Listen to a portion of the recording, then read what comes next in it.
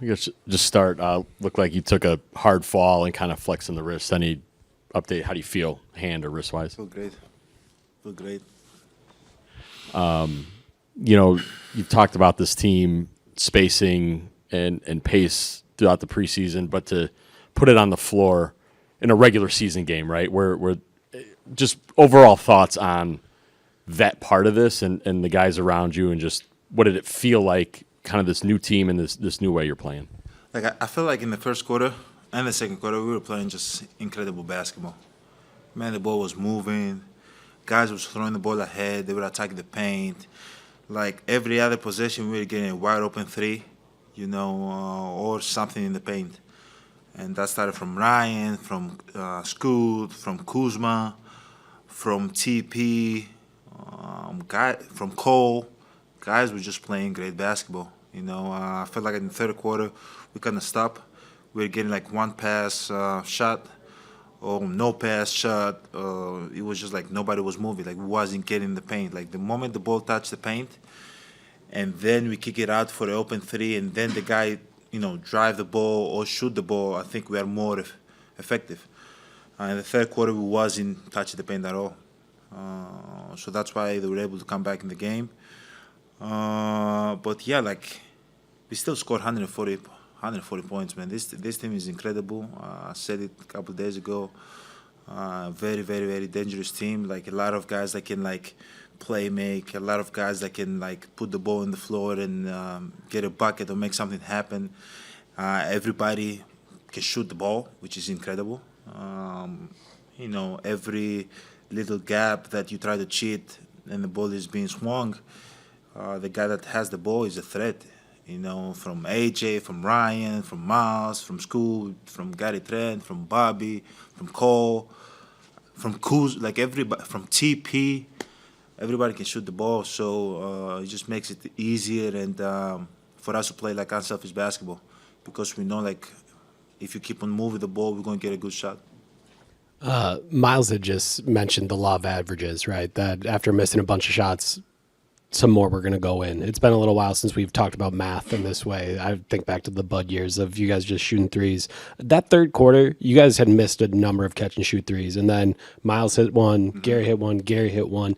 Yeah. Just how important is it for you as a leader to keep telling the guys, like, you got to keep shooting them? Like, yeah, I will find you, but you got to keep shooting them. Yeah, of course you got to keep shooting. You're wide open. Like, you're not going to get a better shot than that. If you can set your feet in the three-point line, you're wide open, and you can line the ball up and look at the rim and shoot it every single time. Even if you miss, shoot it again. I think they know me as a leader. Once I swung the ball and guys wide open and they don't shoot the ball, I kind of get upset sometimes, because I feel like, that's a good shot. Like, we want to get good shots. It doesn't matter how it's going to happen. There's going to be times that we're going to throw the ball ahead, I'm going to get it out back, then have a guy come, set a pick and roll, and then get in the paint, then swing the ball to the three. But there's going to be some times that we're just going to get the rebound and throw the ball ahead, and you're going to be wide open. If you're wide open and nobody's, around you or closing out, shoot the ball. If you miss, we come right back, shoot it again. I think I've said that publicly. I said that in our locker room.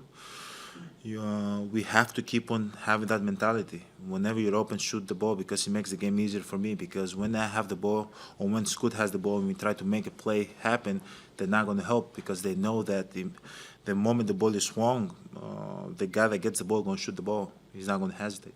I just asked Chris, I said, it feels like you're a little old to be taking charges. And he said, well, I'm too old to go challenge a shot at the rim on Giannis, so I made the better decision. Just how'd you kind of get through Chris Middleton night here at Fiserv Forum, and like what was that like, and just kind of getting to see him have those standing ovations a couple times tonight? It was weird.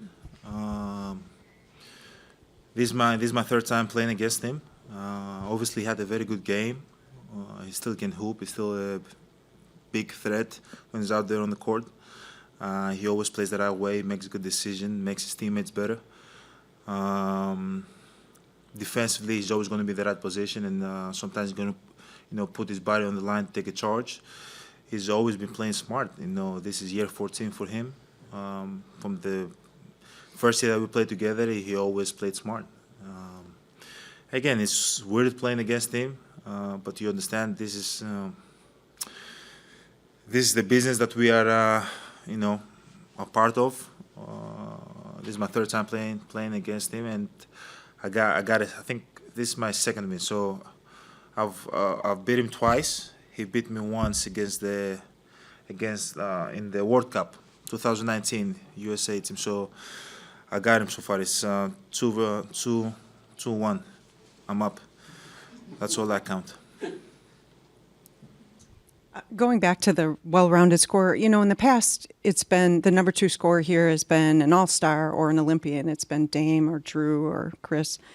And you might not have that now. I wondered how that might affect you. I mean, maybe you'll build one of these guys into an all-star, but if not, and it's a 10-deep rotation, who else can take the game winner? Who can you trust to dump off to? I mean, usually it takes time to build up that trust. So how will this affect you? Are you still building this trust, or do you have trust in everybody that anybody can score? I feel like if you watch all the best team in the league right now, from Indiana, from OKC, from Denver, like they just have a lot of people that can make plays. Tonight we had 7 players that was in double digit. It doesn't have to be an all-star, a guy that's going to come in and score 20, 25 every single night. I think as a team we'd rather have 5 guys that can give you 12, 15 every single night. And there's going to be some nights that, Scoot, when he's back and healthy, is going to give you 25. Or Mas can give you 25. Bobby for sure can give you 25. Kuzma can give you 20, 25. Gary Trent, I've showed it in the past, can give you 25, 30. I think so. He had 37, 40 points in the playoffs. So, like the teams that we've seen in the last couple of years, and the teams that have been successful, they have a lot of guys that can defend, that can make plays, that can make shots, and that they are threats. They don't necessarily have that 1, 2, 3 all-stars, and I think those teams that have 1, 2, 3 all-stars, they're not necessarily successful. I love that we are young. I love that everybody's trying to compete. I think as we have 81 games left, everybody's as we move on forward, going to keep on understanding the roles and understanding what we are trying to accomplish from each possession. And we're going to keep getting better and building good habits. And I think we're going to be in very, very good place. Like, we have a bunch of guys that want to compete, and I love that. We scored 140 points, which is incredible.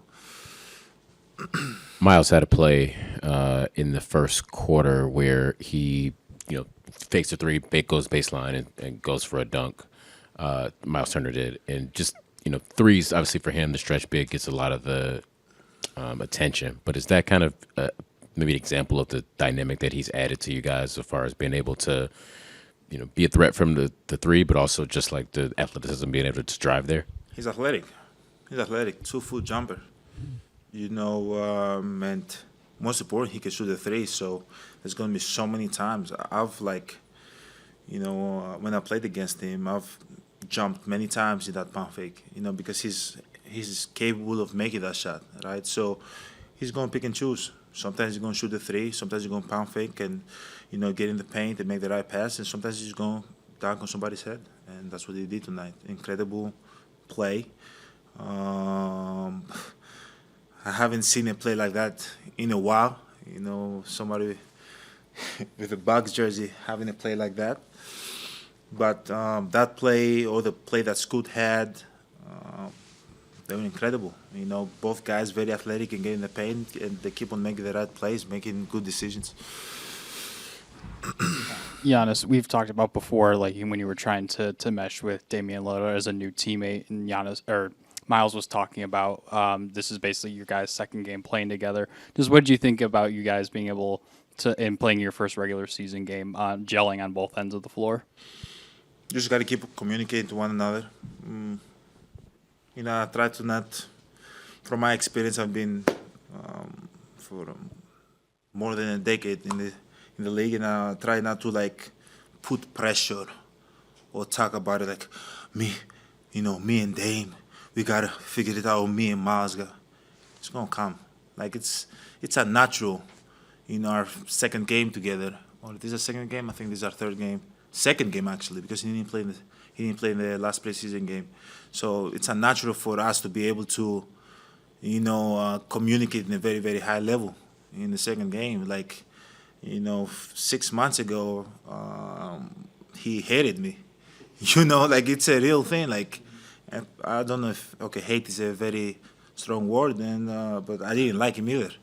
So if I sit here and I say in the second game, yeah, our communication and our chemistry is incredible, I'm basically lying. But we have 81 games to get there, and I think he's a high character guy. He's an incredible leader. He takes feedback. And I take feedback. Whatever when you communicate something to me, I'll take it and try to do my best. And as long as we, like that as leaders, it's going to happen. It's no matter of time, and not just me and him, like me and the whole team, like me and Cole Anthony, me and Ryan, and the whole group together.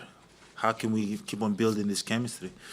Which we've had great training camp, we had great preseason games, we had a great season opener. We have some games on the road now. We just got to keep on being together, keep on hunting all this year. Like, go out there and try to demand, go out there and try to make things happen. Like, don't expect nothing. Nothing's going to be given to us. And that's the mentality that I want this team to have all year long. And I think we're going to be in a good place if we have that mentality. I apologize for going completely off topic here, but with the World Series coming, we're reaching out to elite athletes from all different sports just to see if you've paid any attention, taken any note of what Shohei Ohtani is doing in baseball, and if so, just what you make out of what he's been able to accomplish. No, having the Dodgers, right? No, I don't like the Dodgers. They beat my Brewers. So the moment they beat us, I stopped paying attention. I went to 2 games, kind of sit back and try to enjoy the game and figure out the rules and all that with my brothers. Good experience. We won 1 game. We lost the other one. Won the one against the Cavs. Lost the one against the Dodgers. So after that, I just stopped paying attention. One thing that I know is that I don't like the Dodgers. But hey, incredible team. They had this guy. I think his name is Snell, right? Good, very cold-blooded. I liked him. I don't like his team. But yeah, I don't pay attention to the people that beat us.